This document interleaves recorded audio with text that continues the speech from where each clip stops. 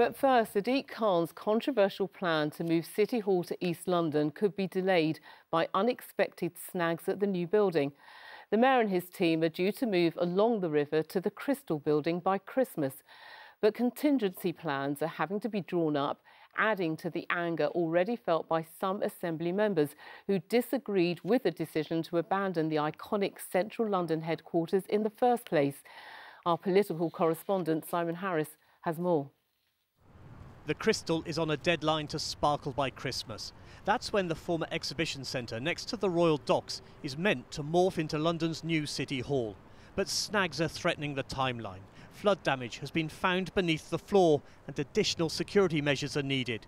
Dr. Sally Leavesley, an expert on explosives and security, thinks the Crystal is a flawed choice. The way in which it's presenting a lot of glass inside and outside, the way in which it's very proximate to roads, it's an exhibition for easy access to the public. It's not for securing a workforce that's got a security risk.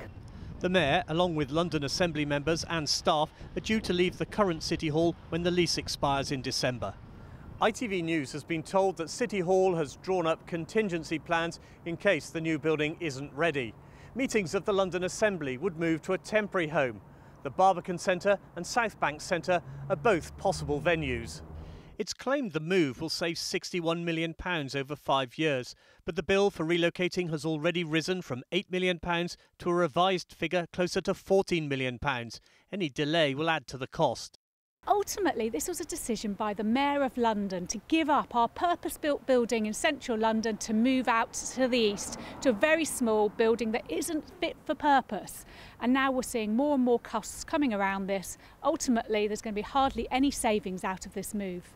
But the Mayor is convinced it's the right move. There's always snags and issues that come up in any major construction and any infrastructure project. The good news is it was spotted early. We're going to make sure we sort out the floor, sort out the problems in relation to the flooding. The fact that we spotted it early rather than a new floor going in makes a big difference. Can you guarantee there will be no delay? I can guarantee we'll make savings when we move to the Crystal. In theory, the first Mayor's question time of 2022 will be in the new City Hall. But officials are said to accept the timetable for moving is both tight and challenging. Simon Harris, ITV News, the Royal Docks. In the excitement that followed the win, crowds spilled out across London, social distancing seemingly forgotten. The Metropolitan Police arrested 23 people for public disorder offences and assaults. This morning, the Mayor Sadiq Khan said anyone out celebrating last night should take a COVID test. Our political correspondent Simon Harris reports. Catching a bus was never meant to be like this. In Wembley, one overexcited supporter tried his hand at amateur stuntman.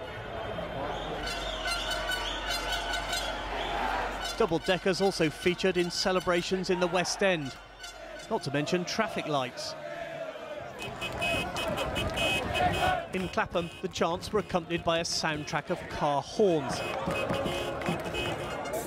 For no obvious reason, fans appeared to be paying homage to the local branch of Starbucks.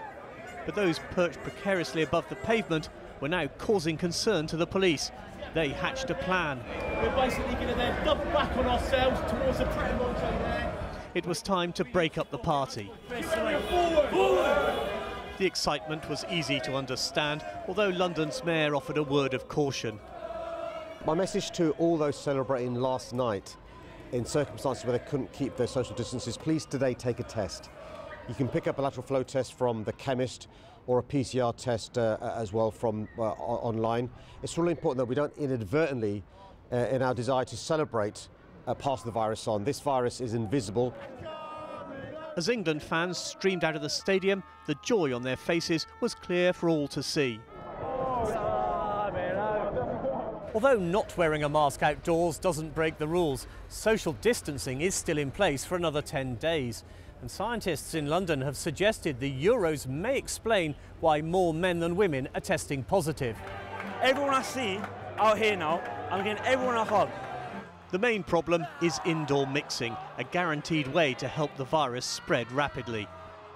It's certainly possible that there has been an increase in transmission related to, particularly younger men watching football matches. On Sunday, Londoners will again gather in large numbers, in many cases to drink alcohol and, if all goes to plan, to celebrate wildly.